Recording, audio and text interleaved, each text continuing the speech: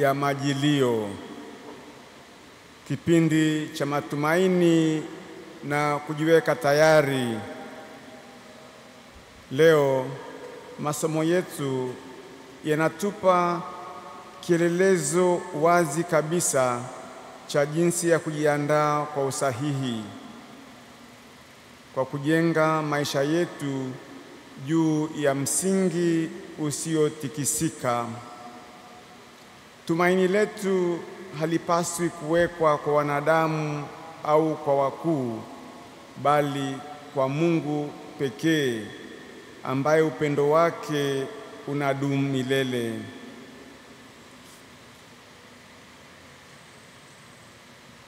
Injili ya leo inatufunza namna ya kuishi kwa nia thabiti na kumtumainia Mungu.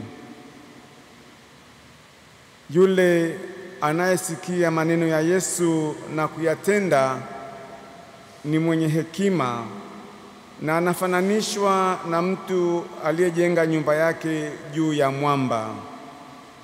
Kinyume chake ni ujinga, kusikia maneno ya Yesu na kutoyafanyia kazi. Huyu anafananishwa na mtu aliyejenga juu ya mchanga. Dhoruba ilipokuja, nyumba yake ilianguka. Yesu anasisitiza jambo hili sana.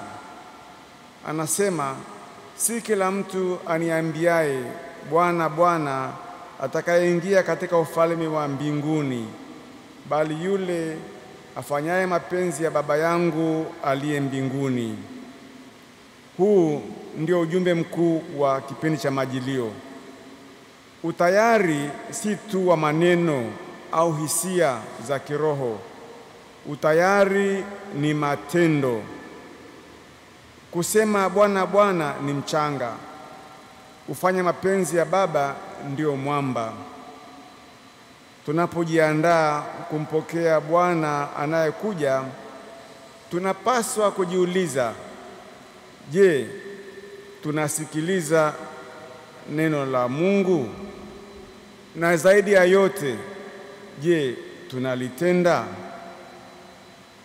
Kama Wakristo, tunaweza kuwa na nyumba nzuri ya maneno matakatifu, sala ndefu na ibada za mara kwa mara, lakini kama hatutendi huruma, hatujengi amani, hatuishi kwa haki, nyumba yetu ya kiroho itakuwa juu ya mchanga. Mvua ya majaribu, mafuriko ya dhiki na pepo za mashaka zinapokuja, nyumba yetu itaanguka. Kumbe kipindi hiki cha Majilio ni wakati mzuri wa kuazimia upya kwamba Bwana Mungu wetu ndiye mwamba wetu. Tuache kutegemea nguvu za kibinadamu au mipango yetu wenyewe na kuweka tumaini letu kwake.